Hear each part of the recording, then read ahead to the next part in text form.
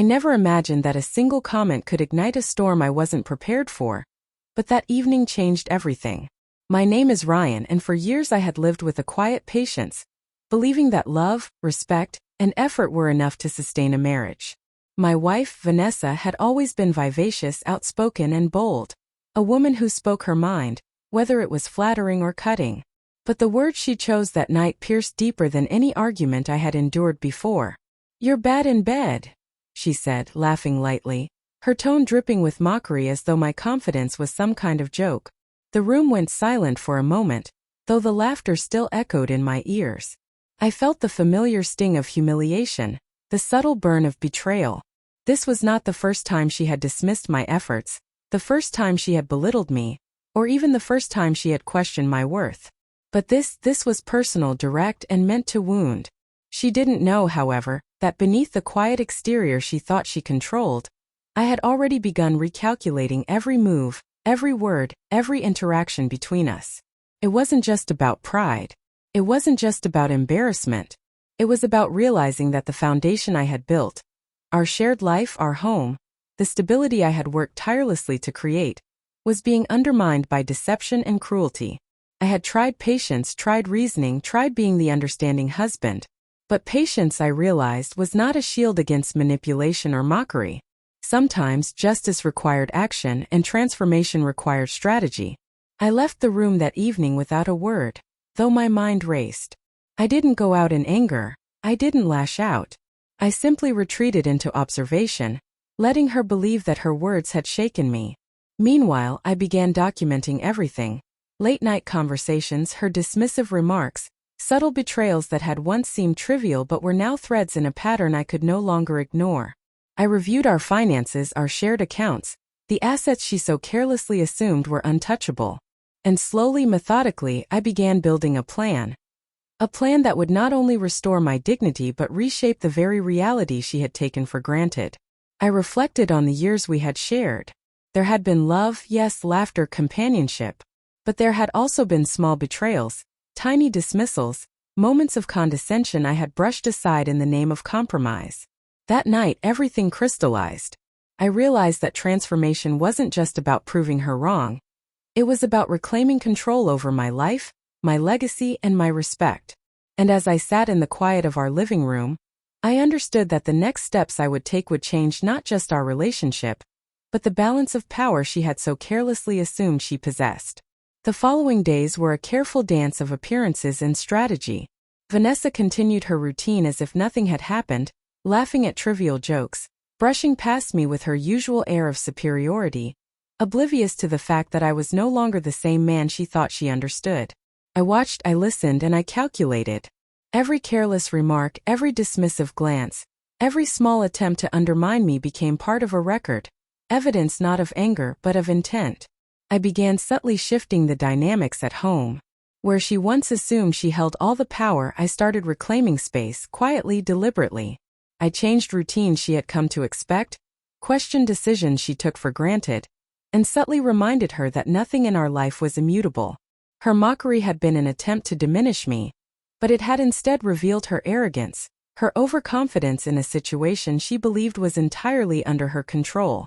One evening, she tried to provoke me again, a sly remark about my efforts and failures. But this time, instead of reacting, I simply smiled. A calm, almost imperceptible smile that hid the storm I was orchestrating. Her eyes narrowed, a flicker of uncertainty crossing her face, though she didn't understand why. I had learned the power of restraint. Anger is immediate, fleeting, strategy is lasting. I realized that her laughter, her mockery, her attempts at humiliation had one flaw. They assumed I would react predictably. I didn't. And unpredictability, I knew, is a weapon more potent than any confrontation. I began focusing on the one area she believed untouchable: her inheritance. Vanessa had always been proud of the wealth her family had carefully cultivated. The assets she assumed were beyond reach. But in my patience and meticulous planning, I saw opportunities. I consulted legal experts, reviewed documents, and discovered ways her actions, her deceit, her attempts to belittle me, could intersect with law in ways she had never anticipated. What she thought was a shield of privilege and untouchable security would soon be tested against careful strategy, undeniable evidence, and consequences she had no defense against.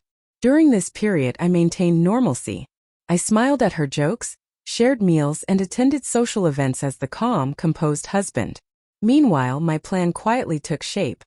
A plan to transform the mockery and humiliation she had inflicted into a reckoning that would leave no room for manipulation or charm. Every word she had spoken, every sneer, every dismissive comment would be countered not with retaliation born of anger, but with the precision of truth and justice. By the end of the week I was ready. Every detail accounted for, every asset traced, every legal step prepared.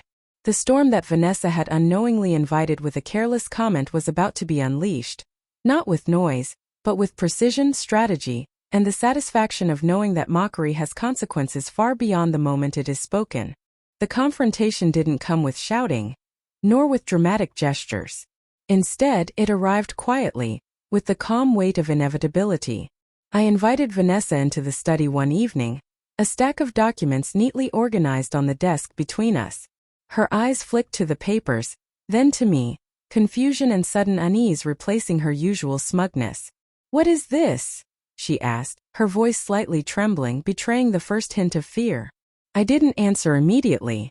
I simply let her stare, letting the silence amplify the gravity of the moment. Finally I spoke. "Vanessa, you've made your choices and now it's time to face the consequences," I said, my voice steady. I explained calmly and methodically the discoveries I had made, the steps I had taken, and the legal mechanisms I had employed. Her mockery, her attempts to belittle me, the betrayal she had committed in moments she thought were private, they were all documented, undeniable, and now actionable. She tried to interject, tried to plead, but I continued unwavering. Every argument she raised had already been countered. Every loophole she thought existed had been sealed. When I revealed the impact on her inheritance, the color drained from her face. Assets she believed untouchable were frozen. Claims she assumed secure were nullified. And privileges she had counted on were blocked. "You can't," she whispered, disbelief and desperation warring in her eyes. I didn't need to say more. The evidence, the law, and my calculated strategy spoke louder than any words could. Her attempts to undermine me, to mock me, to dismiss me, they had all led to this moment, where the very foundation of her pride was dismantled not by anger, but by patience and precision. For the first time in years, Vanessa understood the weight of her actions. She had assumed I would react with fleeting rage or temporary humiliation, but I had chosen a different path. One where justice was measured, deliberate, and final. I didn't gloat. I didn't indulge in cruelty. I simply allowed reality to unfold, a reality shaped by truth, observation, and the consequences she had brought upon herself. As she left that evening, empty-handed and defeated, I realized something profound. Life does not reward mockery, deceit, or the careless dismissal of trust. True strength lies not in reaction, but in strategy, patience, and the ability to transform betrayal into lessons that echo far beyond the moment. My dignity was restored, my boundaries reinforced, and the power balance irrevocably shifted. Vanessa's laughter, once cutting and cruel, had become irrelevant. In its place was clarity, consequence, and closure. Mockery, I learned, carries a price, and when calculated patience meets deliberate action, that price is inevitable. The house was quiet once again, but this time the silence was mine, earned and unbroken. A testament to the fact that respect and trust, once betrayed, demand consequences that are precise, unwavering, and lasting.